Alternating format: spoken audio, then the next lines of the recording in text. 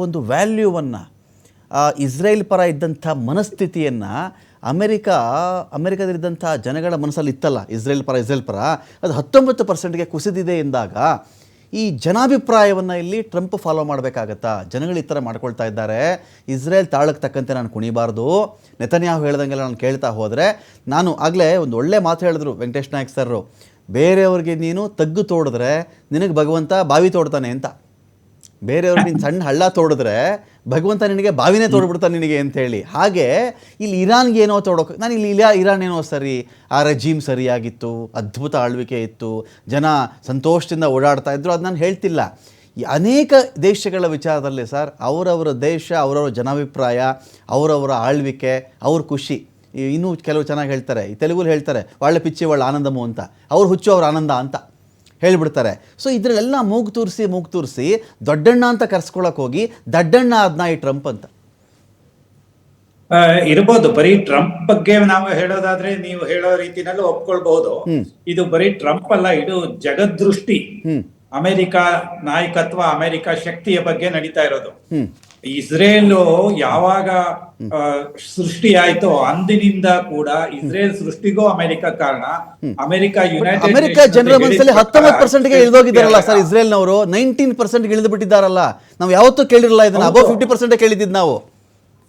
ಹೌದು, ಆದ್ರೆ ಟ್ರಂಪ್ ಯಾವುದಕ್ಕೂ ಬೆಲೆ ಕೊಡದೆ ಇರುವಾಗ, ಯಾವುದಕ್ಕೂ ಹೆದರದೆ ಇರತಕ್ಕಂತ ಸಮಯದಲ್ಲಿ, ಅವರದ್ದೇ ಸೃಷ್ಟಿಯಾಗಿರ್ತಕ್ಕಂಥ, ಅವರದೇ ಸ್ಟ್ರಕ್ಚರಲಿ ಕಾನ್ಸ್ಟಿಟ್ಯೂಷನಲ್ ಪಾರ್ಟ್ ಆಗಿರ್ತಕ್ಕಂಥ ಮಿನಿಸ್ಟ್ರಿಗಳು ಹೇಳ್ತಾ ಇರುತ್ತ ಸಮಯದಲ್ಲಿ ಆ ರಿಪೋರ್ಟ್ ಅನ್ನೇ ಅವ್ರು ಕೇಳದೆ ಇದ್ದವರು.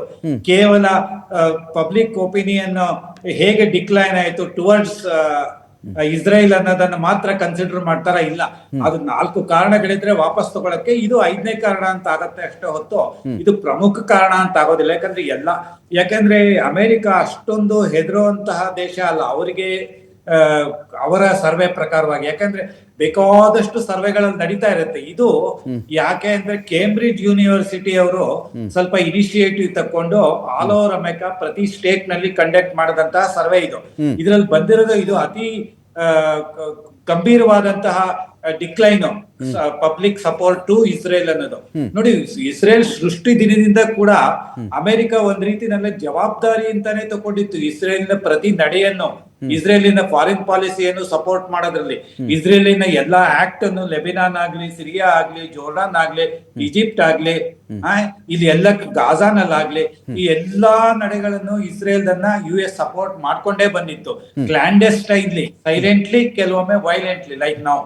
ಈಗ ಏನಾಗಿದೆ ಅಂದ್ರೆ ಇಸ್ರೇಲ್ಗೆ ಮಧ್ಯಪ್ರಾಚ್ಯದಲ್ಲಿ ಯಾವುದೋ ಒಂದು ನ್ಯೂಕ್ಲಿಯರ್ ಪವರ್ ಬರಲೇಬಾರ್ದು, ಬರೋ ಹಂಗಿದ್ರೆ ಅದನ್ನ ನಾವು ಹತ್ತಿಕ್ಬೇಕು. ಅದು ಯಾವ್ದು ಈಗ ಸದ್ಯದ ಕೇಸ್ ಇರೋದು ಅಂತಂದ್ರೆ ಇರಾನ್ ಇಂದು. ಸರಿ, ಅಲ್ಲಿಗೆ ಶುರು ಮಾಡ್ಕೊಂಡ್ರು. ಎರಡನೇದು, ಅಮೆರಿಕ ಅಲ್ಲಿಂದ ವಿಡ್ರ ಆಗೋದು ಯಾವತ್ತಿಗೂ ಗಲ್ಫ್ನವರಿಗೆ ಬೇಕಾಗಿರ್ತಕ್ಕಂಥ, ಈ ಗಲ್ಫ್ ರಾಷ್ಟ್ರಗಳಲ್ಲೂ ಎಲ್ಲವೂ ಒಂದೇ ರೀತಿನಲ್ಲಿ ಇಲ್ಲ.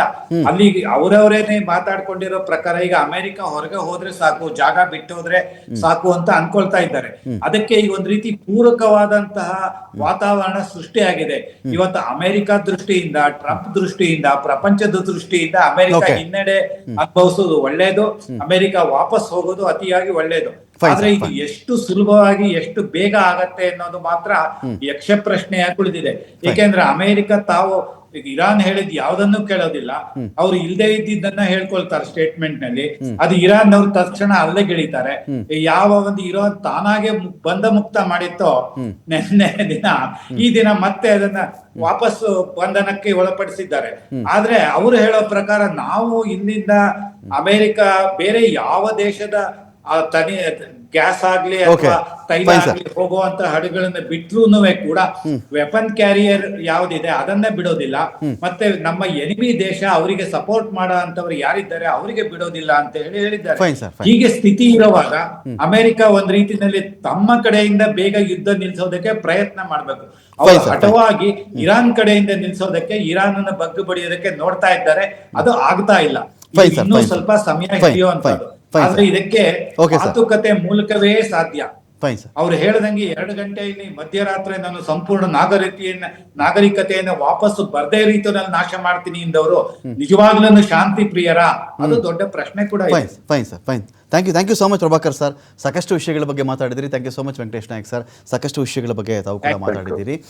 ಇರಾನ್ನ ತಲೆ ತೆಗೆಯೋದಕ್ಕೆ ಹೋಗಿ ಅಮೇರಿಕಾ ಎಂಬ ಅದು ಹೇಳ್ತಾರಲ್ಲ, ಬೆಕ್ಕು ಬಾಲ ಸುಟ್ಟು ಬೆಕ್ಕಿನ ಥರ ಆಡ್ತಾ ಇದ್ದಾರೆ ಇವರು ಅಂಥೇಳಿ, ಆ ಪರಿಸ್ಥಿತಿಗೆ ಸದ್ಯಕ್ಕೆ ಅಮೇರಿಕಾ ಬಂದುಬಿಟ್ಟಿದೆಯಾ? ಇಲ್ಲಿ ಯುದ್ಧದಿಂದ ಆಚೆ ಬರೋದು ಗೊತ್ತಾಗ್ತಾ ಇಲ್ಲ, ಯುದ್ಧ ಪೂರ್ತಿ ಗೆಲ್ಲೋದಕ್ಕೂ ಅದು ಕೈಲಾಗ್ತಾ ಇಲ್ಲ, ಇರಾನನ್ನು ನಾಶ ಮಾಡೋಕ್ಕೂ ಆಗ್ತಾ ಇಲ್ಲ, ನಾಗರಿಕತೆ ನಾಶ ಮಾಡೋಕ್ಕೂ ಆಗ್ತಾ ಇಲ್ಲ, ಹೋರ್ಮುಜ್ ಬಳಿ ಹೋಗೋಕ್ಕೂ ಆಗ್ತಾ ಇಲ್ಲ.